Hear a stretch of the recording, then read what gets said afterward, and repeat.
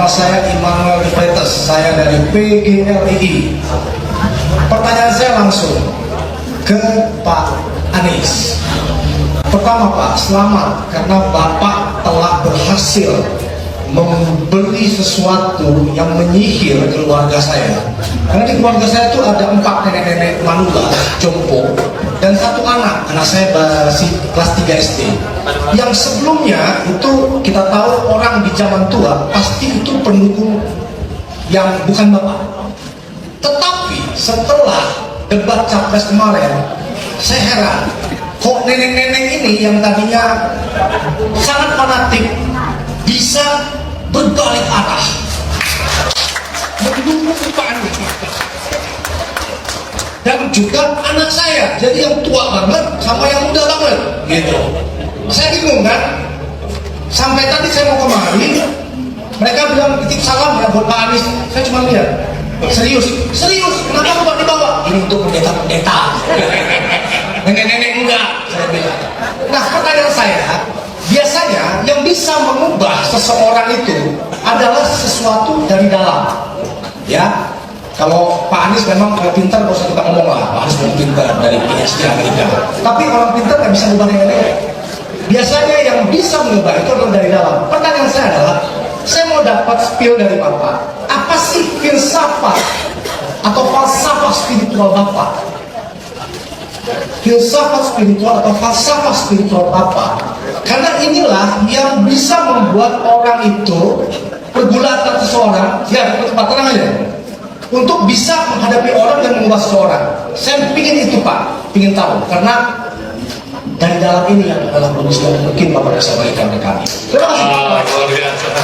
Pak Immanuel, terima kasih sekali. I'm flattered Pak, titip salam untuk Bapak orang tua Pak Immanuel. Jadi begini Pak, ini kita semua adalah pribadi beragama, pribadi berreligius. Saya merasa bahwa perjalanan hidup kami itu perjalanan yang Tuhan atur, dan apapun yang disematkan kepada saya sebagai amanat, saya coba jalani dengan sebaik-baiknya, dan saya merasa ini sebagai sebuah kalau bisa dibilang saya pasrah total di dalam jalan ini.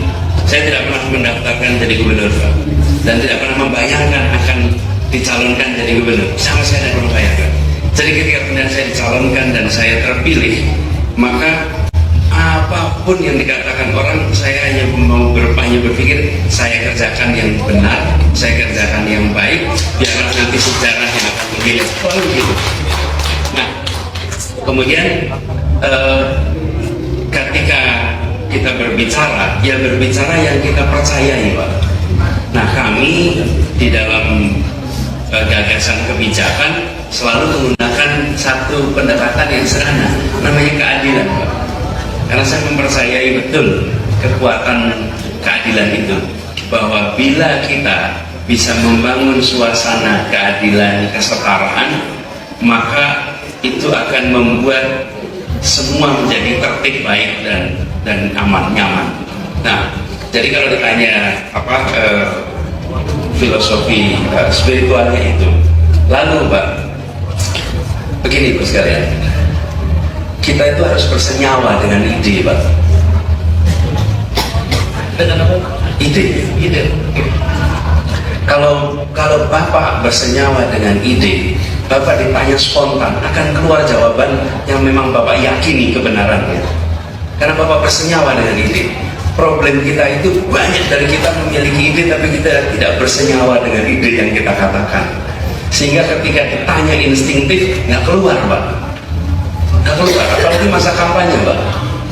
Masa kampanye itu banyak kita mengungkapkan rencana yang dititipkan, disusun oleh orang lain, disiapkan oleh orang lain, lalu kita mengatakan, dan ketika mengatakan kita tidak bersenyawa Pak, itu yang mendengarkan pun bisa merasakan Pak, it's not coming out of his heart, it's not coming out of his mind, dan itu pasti bisa terasa.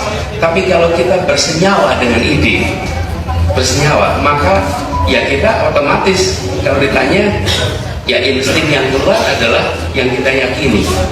Nah itu Pak, kalau Pak Immanuel menjadi sekarang sebagai seorang pendeta, pasti Bapak bersenyawa dengan ajaran Kristiani. Begitu Bapak ditanya, yang muncul ya pasti itu, dan itu pasti otentik. Makanya kalau di dalam komunikasi Pak, itu boleh aja orang berlatih, tapi akan terasa kosmetikal Pak. Akan ternyata kosmetikal. Latihan sering-sering itu nggak membuat kita menjadi kelihatan otentik. Kalau otentik itu apa? Otentik itu idenya betul-betul senyawa dengan diri kita. Itu yang kemudian menjadi ini salah satu hal yang mungkin bisa menjadi refleksi.